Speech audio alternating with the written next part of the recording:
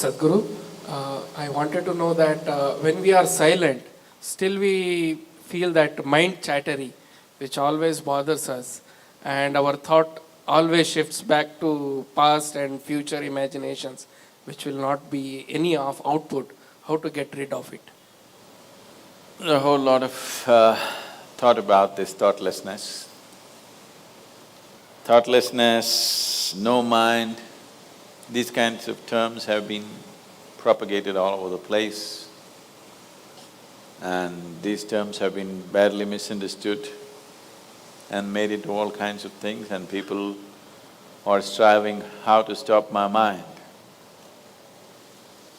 It took millions of years of evolution to get a mind of this kind of capability, isn't it? Millions of years of tremendous amount of nature's work that today you have a mind of this kind of scope. And now you want to stop it. Why is it that you want to stop it?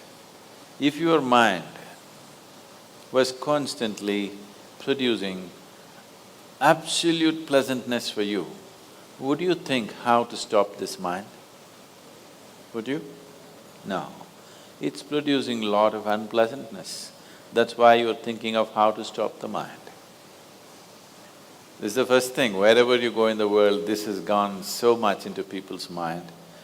If you tell them you meditate, they say, but Sadhguru, I'm not able to stop my mind.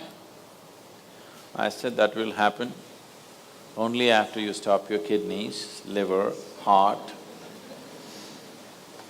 You stop all these things, then the mind will also stop.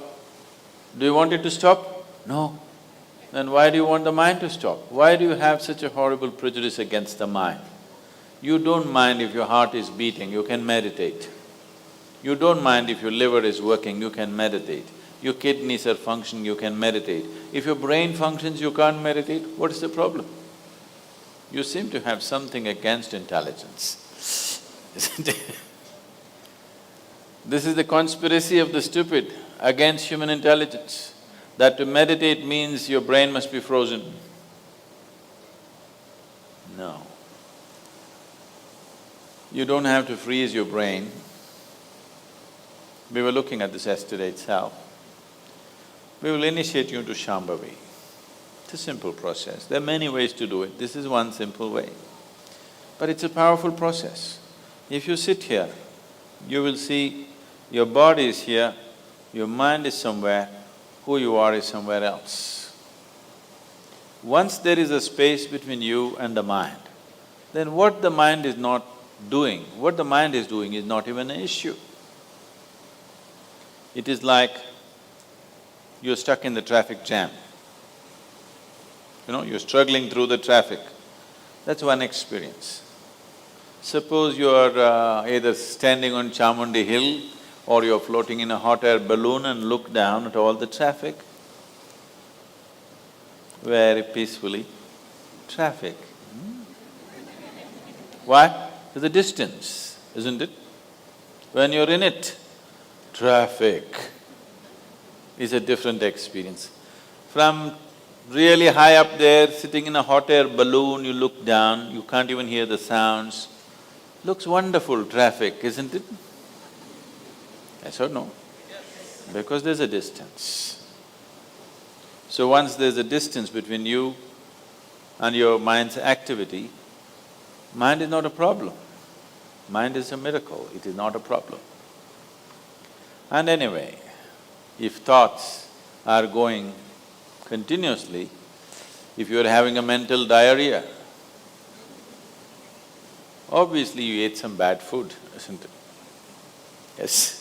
If you're having a physical diarrhea, you ate some bad food, isn't it? If you're having a mental diarrhea, you are obviously consumed something wrong.